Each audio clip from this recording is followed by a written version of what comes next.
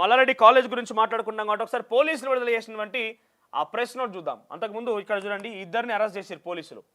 ఒక ఆయన పేరు నందకిషోర్, ఇంకో ఆయన పేరు గోవిందరాజ్ అట. నందకిషోర్, గోవిందరాజ్ ఇద్దరిని కూడా అరెస్ట్ చేశారు పోలీసులు. ఇద్దరిని నిన్న మల్లారెడ్డి కాలేజ్ ఘటనలో వీరిద్దరు కూడా అక్కడ కుకింగ్ టీం లేదా సర్వీస్ డిపార్ట్మెంట్, అంటే అమ్మాయిలకి వడ్డించేటువంటి వ్యక్తులు.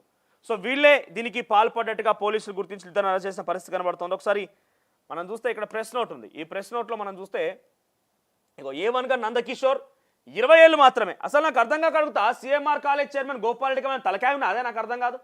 నువ్వు చదువుకొని చైర్మన్ అయినవా, లేకపోతే మల్లారెడ్డి లెక్క పూలమ్మి పాలమ్మి చైర్మన్ అయినవా? 20 ఏళ్ళ పోరని పట్టుకొచ్చి హాస్టల్లో పని చేయించేది నాకు అర్థం కాదు. నీ దగ్గర నుంచి 2-3 ఏళ్ళ నుంచి పని చేస్తున్నట్ట ఇద్దరు కూడా. 20 ఏళ్ళ పోరగాళ్ళు అంతా 20 years ఆఫ్ ఏజ్. ఏం పని అయినా నాకు అర్థం కాదు. నువ్వు తీసుకొచ్చి ఆ పొరనాడ కూర్చోబెడితే వాడు పని చేయాలనా, లేకుంటే ఇంకేమైనా పని చేయాలనా? 2-3 ఏళ్ళ నుంచి ఇద్దరు పని చేస్తున్నట్టు అక్కడ. 2 ఏళ్ల క్రితం అంటే వాళ్ళు మైనర్లు. ఫస్ట్గా ఈ A7 కాదు మల్లారెడ్డి తమ్ముడిని మీరు పెట్టాల్సిన కేసు. ఆయన ఎవరైనా తీసుకుపోయి బొక్కలేయాలి. సిఎంఆర్ కాలేజీలో ఈ పిల్లలు పనిచేసేవారు 20 ఏళ్ళ వయసు అట్లా తీసుకొచ్చి ఎక్కడి నుంచి పట్టుకొచ్చిన ఇద్దరిని, ఇగో బీహార్ నుంచి పట్టుకొచ్చిన ఇద్దరిని. బీహార్ నుంచి పట్టుకొచ్చి 20 ఏళ్ళ పోరాణం పట్టుకొచ్చి అలా పని చేపిస్తున్నావు నువ్వు.